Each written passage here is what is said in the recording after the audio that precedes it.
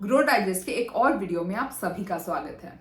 मैं हूं रिचा और आगे बढ़ने से पहले अगर आपने ग्रो के चैनल को सब्सक्राइब नहीं किया है तो अभी जाकर सब्सक्राइब करिए, क्योंकि हम हर हफ्ते आपके लिए ऐसा क्वालिटी कंटेंट लेके आते हैं जो आपको एक बेहतर इन्वेस्टर बनने में हेल्प करता है। तो चलिए आज के टॉपिक पे वापस आते हैं। आज का टॉपिक है why does gold have value. इस प्लैनेट पे इस समय 2 lakh tons of gold use में है।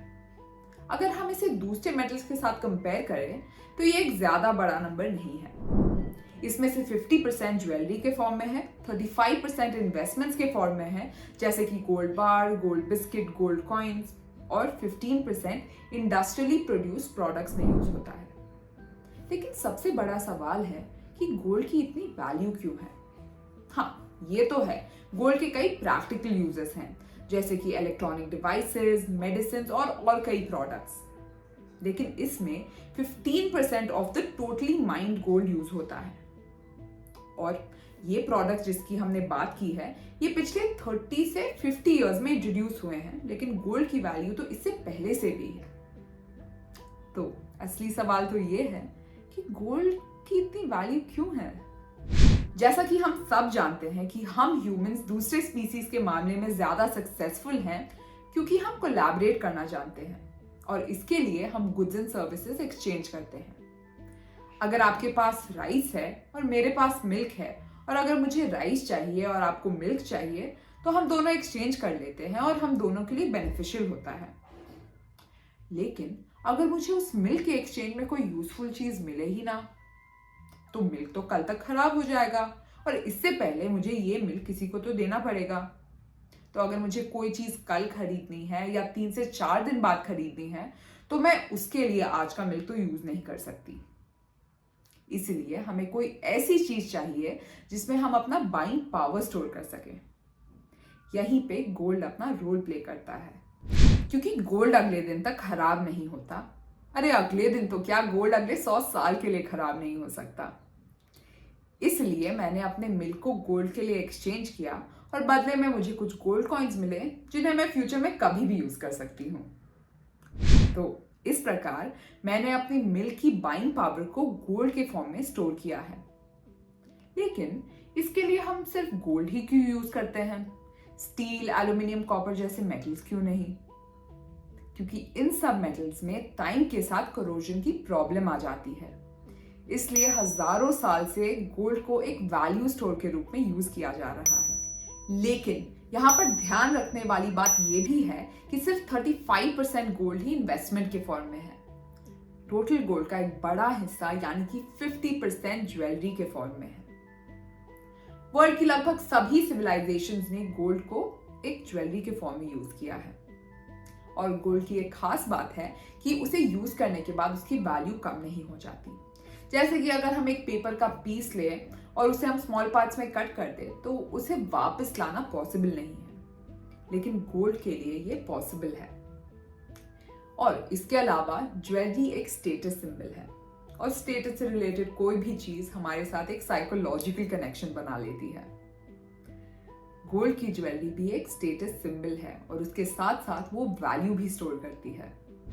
जब बैंक्स इंट्रोड्यूस हुए तो लोगों ने अपने गोल्ड को सेफ रखने के लिए बैंक्स में स्टोर करना चालू कर दिया और स्टोरेज के प्रूफ के रूप में बैंक्स ने उन्हें सर्टिफिकेट्स दिए। और जब ये गोल्ड को बैंक्स में स्टोर करने का कल्चर पॉपुलर हो गया तो लोगों ने गोल्ड के बजाय सर्टिफिकेट्स ही एक्सचेंज करना चालू कर दिया और इसी प्रकार मनी नोट्स इंट्रोड्यूस हुए। लेकिन इसके अलावा गोल्ड की वैल्यू के और क्या रीजंस हो सकते हैं? आज से लगभग 800 साल पहले रशियन फिशरमैन ने यह डिस्कवर किया कि एक स्ट्रूजन नाम की फिश है जिसके एग्स को हम खाने के रूप में यूज कर सकते हैं। इसे आजकल लोग पॉपुलरली कैवियार के रूप से जानते हैं। लेकिन उस समय ज्यादा लोगों को इसके बारे में पता नहीं था और स्मॉल लैंडलॉर्ड्स इसे खाने के रूप में यूज करते थे। लेकिन एक रशियन किंग को इसका टेस्ट इतना पसंद आया कि वो इसे रेगुलरली यूज करने लगा और धीरे धीरे लोगों को भी इसके बारे में पता चलने लगा और इसकी डिमांड बढ़ने लगी। लेकिन यहाँ पर यह प्रॉब्लम आती है कि स्ट्रूजन फिश को एग्स बनाने में लगभग 8 साल का समय लगता है और इस टाइप के फिशेस भी ज्यादा नहीं हैं। तो इस वजह से कैवियर एक स्टेटस सिंबल बन गया और वो आज भी। इसकी हेल्प से हम गोल्ड के बारे में एक इंपॉर्टेंट फैक्ट समझ सकते हैं, वो है रेयरिटी।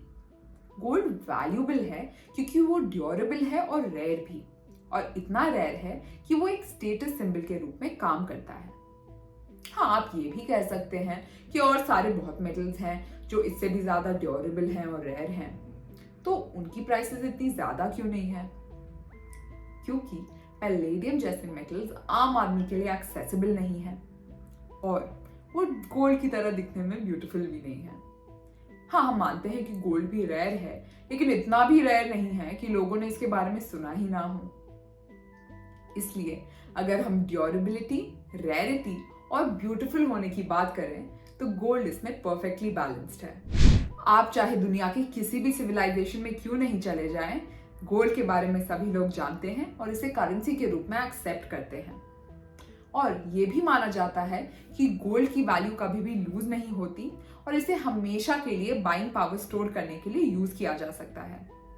अगर हम दूसरी करेंसीज की बात करें जैसे कि यूएस डॉलर, येन, इंडियन रुपी, तो समय के साथ इनकी वैल्यू चेंज होती रहती है, लेकिन ऐसा माना जाता है कि गोल्ड अपनी वैल्यू कभी भी चेंज नहीं करती।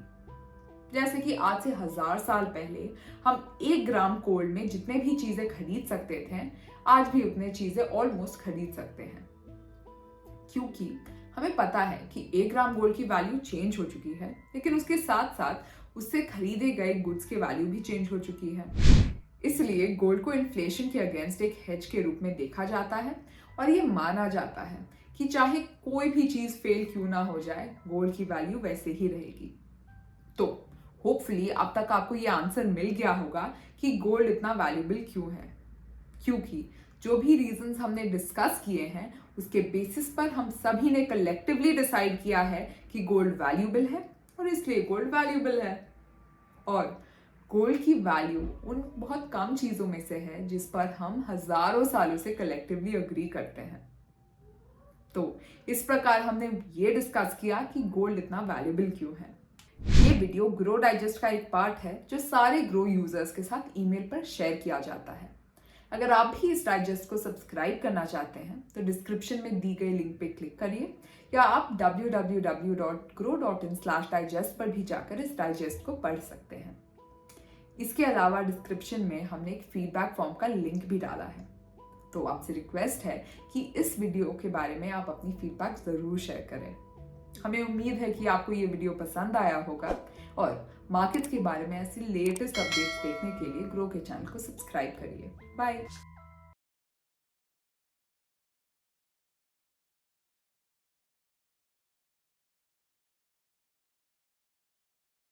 Investment in securities market are subject to market risks. Read all the related documents carefully before investing. Please read the risk disclosure documents carefully before investing in equity shares, derivatives, mutual fund, and or other instruments traded on the stock exchanges.